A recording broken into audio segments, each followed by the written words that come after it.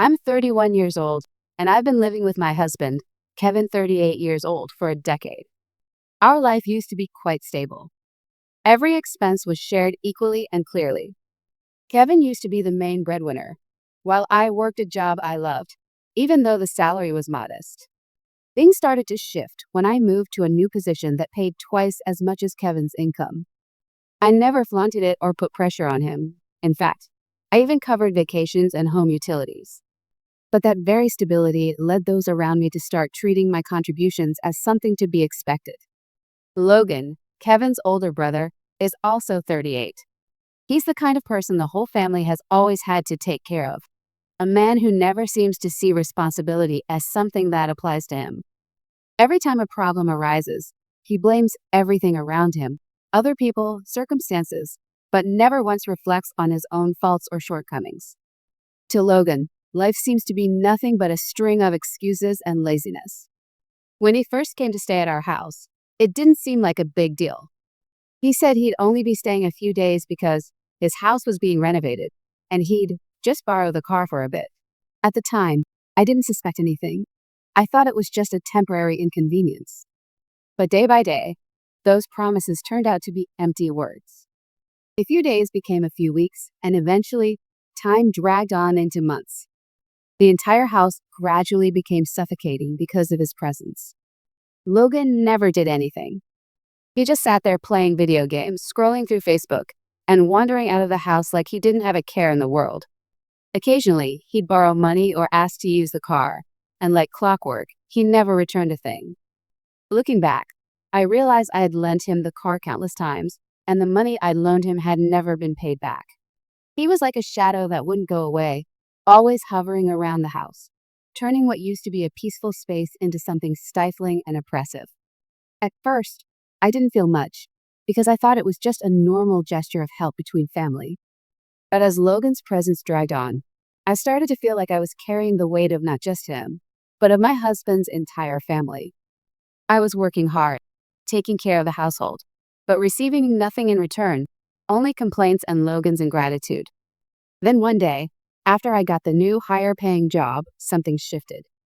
Logan could no longer hide his envy. He began to show it more openly. During a family dinner, when everyone was gathered around the table, Logan walked in and sat down uninvited, as if he had long claimed this space as his own. He looked at me with a cold glare, then suddenly let out a sarcastic chuckle, breaking the silence of the meal. "Making money's easy, huh?" His voice was dripping with implication, as if he were deliberately trying to hurt me. He turned to Kevin, a mocking smirk on his face, and added, "Guess you're the one carrying the whole household now, huh?" Logan's words were like a dagger piercing my mind. I remained silent, trying not to escalate the situation. But the contempt in his voice couldn't be masked, and I felt a wave of anger rising inside me. Yet it wasn't just rage, it was a deep sorrow, a sense that everything I had done for this family had gone completely unappreciated. Before I could respond, Logan continued, this time without hesitation, without an ounce of respect. "Since you're earning double now, you should help pay for my expenses too. Makes sense, right?" I froze, unable to believe what I was hearing. His words hung in the air like a declaration of complete disrespect. The whole room suddenly grew heavy, the atmosphere thick. I turned to look at my husband, hoping for a reaction. But no, he just sat there, eyes downcast, unable to meet my gaze. And then he nodded. Kevin's silence, his agreement, made me feel like my whole world was collapsing. It wasn't rage or fury that I felt. It was a profound disappointment, as if all the sacrifices and devotion I had given to this family were now being treated like a joke, something to be exploited without ever being appreciated. That was when I realized everything had changed. My life with Kevin was no longer what it once was. This relationship was no longer a family. It was just a place where I carried all the burdens without any recognition. And now, I saw clearly that I could no longer live in the shadows of relationships where I wasn't respected. I tried to hold back my emotions, but inside me, a storm had already begun to rise. And in that very moment, I knew a decision had been made. I smiled and replied, "You're right. Family is meant to support each other. I'll consider it." At that moment, My words were like an easy nod, a temporary answer. But in reality, it was an immensely important decision for me. It wasn't a commitment to Kevin. It was a commitment to myself that I would no longer allow myself to be used, to keep carrying the burden in a relationship that no longer had fairness. After that dinner, my thoughts completely changed. I couldn't continue living like this. Everything had to change. The next morning, as the first rays of sunlight peeked through the window, I sat at my desk, surrounded by silence. It felt like an important decision was about to be made, a decision that would completely change my life. I opened my laptop, my heart full of conflicting emotions, but I knew this was a moment I couldn't back down from. My fingers typed slowly on the keyboard, opening my bank's website. The tension in my chest seemed to build with each step. This was the first time I had ever done something like this. Until now, in our marriage, we had always shared everything: bank accounts, expenses.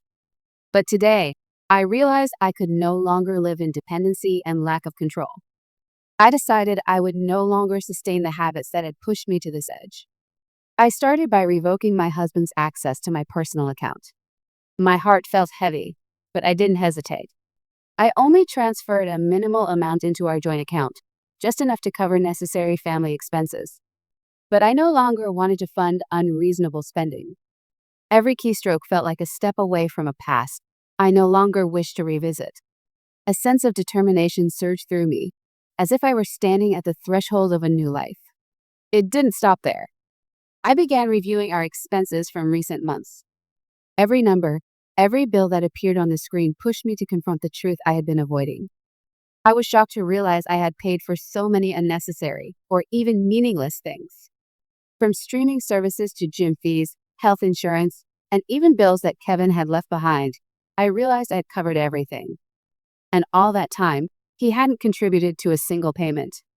That realization pained me. I had unknowingly nurtured a dependency. All of that money, all those expenses, had come from my hard work. And Kevin, instead of contributing, had just sat back and enjoyed everything without an ounce of responsibility. That feeling rose within me like a late awareness that I had been taken advantage of. Immediately, I decided I wouldn't live like that anymore. I canceled everything: streaming services, Kevin's gym membership, and all the unnecessary insurance plans.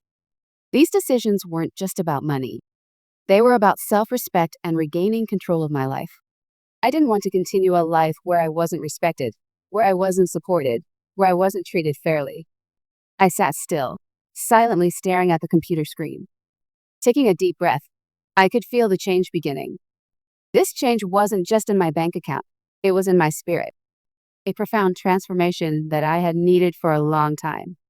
I knew that with every step I took, I was reclaiming control over my life. I no longer had to live under anyone's control. The long-held feelings of silence and endurance had come to an end. I was stepping into a new chapter of life, one that I would write myself.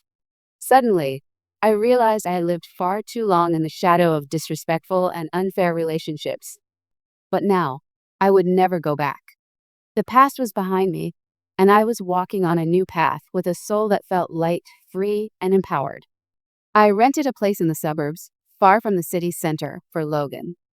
It was a small, modest house located in a quiet residential area with stone-paved streets, lush green gardens, and peaceful surroundings.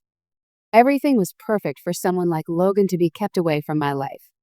I paid the deposit and the first 2 months' rent with a lease under Logan's name. Once everything was arranged, I cut all contact with the landlord, leaving no trace of myself. I did everything to ensure that no one could find a link between me and Logan. That evening, when Kevin got home, I was sitting silently in the living room, watching him walk in with a tired face, as if the long, exhausting day had completely worn him down. He sat down and hurriedly turned on the TV to watch his favorite show. The surprise came when he couldn't log into our Netflix account.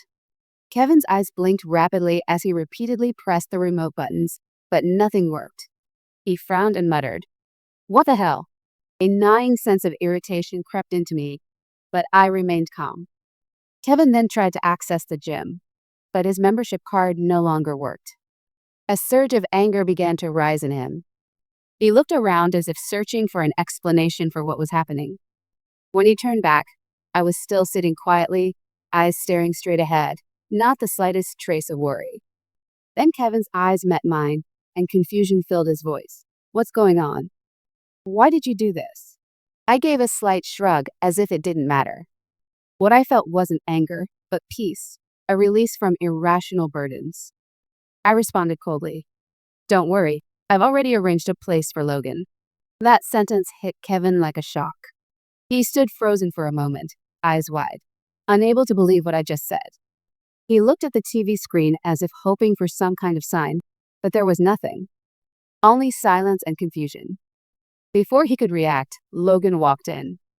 He had no idea what was happening in the tense atmosphere. Logan saw me hand him a rental agreement, and his eyes were blank, completely unaware of the situation. He took the paper, looked at it for a few seconds, then suddenly realized something. What are you doing? Logan asked, his voice catching. Kevin shot up from his seat, his face now flushed red with rage. He pointed at me and yelled, This isn't what we wanted. Logan doesn't need your help. You can't do this. I didn't answer immediately. At that moment, the anger didn't belong to me, it was Kevin's. And I knew he was losing control. I calmly stood up, walked over to him, looked into Kevin's eyes, and shrugged again. But isn't this what you two call fair? That statement froze the entire room. Kevin took a step back, eyes wide in shock, speechless. I could feel the fury burning inside him, but there was something else, helplessness. He couldn't do anything, couldn't change a thing anymore. And Logan? He stood there, holding the contract, staring at me as if I had become a completely different person. He didn't know what to do, only standing there, choked with unfamiliar emotion. But Logan tried to find words to object, but I cut him off. Don't worry, I've taken care of everything for you. You have a new place now. It's a gift from me for everything you've done to us all this time. Silence blanketed the room, and I felt a strange sense of peace. The years of repression, the unspoken emotions were now released. A feeling of freedom, strength, and self-possession surged within me. And when I looked at Kevin's face, I knew it was over. My husband began to whisper, his voice trembling, as if trying to suppress an overwhelming rage that was about to explode. You're destroying this family. I looked into Kevin's eyes, and a cold feeling rose in my chest. Every word he said felt like a knife slicing into my heart, but I wouldn't allow myself to be weak. He stood there, face flushed with fury, as if trying to pierce my heart with every word, every accusation, every bit of blame. I knew he no longer saw me as a partner, but as a tool to satisfy his selfishness. And I could no longer be a shadow in this life. I responded gently, but with firm resolve. No. You're the one who destroyed it, when you let your brother treat me like an endless wallet. My words struck like a thunderclap in his mind. Kevin's face changed. His eyes lit up with such anger that I could feel the heat radiating from his body. He grabbed a beer can from the table, popped it open hurriedly, and drank greedily, as if trying to swallow all the frustration in his heart. The sound of beer pouring into his mouth echoed in the quiet room like an ominous signal. He exhaled a long, dissatisfied sigh, then forced a bitter, sarcastic smile. It wasn't the gentle smile of a man who knew he was wrong. It was the smile of someone caught and with no way out. He let out a cold remark as if trying to mask his defeat. Call a lawyer. At that moment, the word lawyer exploded in the silent room, shattering the sense of peace I was trying to maintain. Suddenly, everything became clear. I realized that everything I was doing, every sacrifice I had made for this family, had gone unrecognized. Kevin no longer saw me as a partner, but as a tool in his plan. He didn't see me as his wife, only as someone to support his every move. And I, for a long time, had not been truly seen. I looked into his eyes, trying not to let the disappointment show on my face. But deep down, I felt a rising sadness. Not sadness because he had betrayed me, but because I hadn't realized the truth sooner. For so many years, I had lived in deception without knowing. Now that the truth was exposed, I could no longer live in the shadow of these fake relationships. I took a deep breath, trying to calm myself, then continued speaking in a cold, unwavering voice. So, it turns out that everything you did, everything you said had a purpose, didn't it? You planned this all along. Withdrew $20,000 from our joint account. Took out a $50,000 loan without my knowledge. Did you really think I would forgive you? Kevin glared at me, his lips tightly pressed together, seemingly unable to believe what I had just said. He stood frozen, his face pale with shock, as if everything had just collapsed before his eyes. His eyes were full of confusion, unable to grasp how things had come to this. He said nothing, just silently walked to the fridge, grabbed another beer, and drank hurriedly, as if trying to escape the reality in front of him. At that moment, I felt nothing but a coldness engulfing my mind. The truth I had to face now was a brutal shock, a betrayal I would never forget. Kevin had taken everything, leaving me with a massive debt, without a single apology, without the slightest regret. My whole life, all this time, had been used by him like a possession. He didn't just take my money, he violated my dignity, my self-respect that I had upheld for so many years. Kevin looked at me with anger in his eyes, then let out a scornful laugh, his voice bitter, as if trying to ease the tension. So what? What do you think you're going to do? Divorce me? You want me to let you go? You think you'll live better without me? His question hit me like a punch to the heart. But instead of answering right away, I just looked at him, expressionless, calm. Because I knew that all I needed to do now was let go and never look back. This time, I had no patience left. The anger and disappointment had reached their peak, but I restrained myself, refusing to lose composure. I looked straight at Kevin, my eyes no longer full of fear or pain.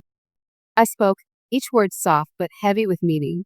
You've been planning this all along, haven't you? Did you really think I wasn't sharp enough to see it? I'm not as easy to deceive as you thought. Kevin looked at me, then down at the floor, as if the truth could no longer be denied. He remained silent, not daring to meet my gaze. I stood up and walked out of the room without looking back. A sense of peace, freedom, and strength surged within me. I knew it was time to end it all. I didn't want to live in a relationship that only brought pain. And I had made my decision. There would be no forgiveness for what he had done. I stayed calm, but inside, it felt like a storm was brewing, ready to explode. 2 days later, I decided I would gently bring up the subject, letting him slowly realize the weight of what he had done. I knew that if I wanted him to face the truth, I had to be patient and not let my emotions take over. That evening, when Kevin came home from drinking with friends, he looked tired, eyes slightly red and a little drunk. He walked into the house unsteadily, sat down on the sofa, and sighed as if he had just gone through a long, exhausting day. I sat across from him, keeping my gaze calm, not rushing, not eager. I looked at the bottle of alcohol he had placed on the table, the warm yellow light from the lamp casting a shimmer on the beer can in his hand. I didn't say anything right away. Instead, I just sat silently, watching.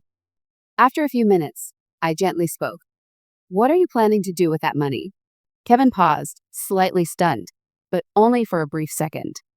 He didn't look at me right away, but leaned back in the chair, took a sip of beer, then sighed. He gave a forced smile, a weary one, and said in a careless voice, as if it was nothing important, "What do you think I'm going to do with that money? I've got my own stuff to take care of." But I was already prepared to face it. His words were merely a cover for a much bigger story, one I had known for a long time. And then, in his drunken state, the truth started spilling from his mouth like the final pieces of a puzzle. He set the beer can down on the table, his eyes hazy but unable to hide the worry. His voice became deeper and heavier. The truth is, I had planned this since the moment you got a raise. I didn't change my expression. I kept looking at him, without a hint of confusion, just silently waiting. I used your money to support her, my lover. That $50,000 loan. I spent it all on her. My eyes narrowed, not out of anger, but from emptiness, because I had already known everything. He didn't look me in the eyes. He just sat there, fiddling with the beer can, as if trying to avoid my gaze. For the first time, I felt a coldness come from within myself. I had once loved this man, but now I no longer felt any connection. Everything had changed, and the truth was slowly unfolding. I didn't get angry, didn't scream, just calmly, gently, as if I were explaining something simple. So everything I earned, everything I did for this family. It was all for you and her. Kevin looked at me for a moment, his eyes showing a flicker of panic. He swallowed hard, but had nothing more to say. He had opened a door that he could no longer close. I stood up, not hurriedly, and slowly walked toward the table where I had already prepared the documents. Bank statements, money transfer records, payment receipts. Each piece of paper was irrefutable evidence. I didn't need to yell, didn't need to accuse. I just had to present him with proof he couldn't deny. I placed each document in front of Kevin, my hand steady but firm. I looked into his eyes, showing no emotion, just the plain truth. You can't run from what you've done. These are the facts. This is what you did with my money. Kevin stared at the papers, his face turning pale, eyes wide as if he couldn't believe what he was seeing. He lowered his head, his hands trembling. Each bank statement, each transaction was a direct accusation. He said nothing, just stood there, unable to look at me. The words he had said now meant nothing. The air grew heavy, filled only with the sound of his sighs. What I felt at that moment wasn't satisfaction, but peace. There was no need for arguments anymore. Everything was clear. He had no words that could change the truth. And in that silence, I realized something. I was no longer dependent on him. The freedom in my soul had returned. Kevin didn't say another word, just stood there, helplessly looking at me. And I, in that moment, decided that everything would end here.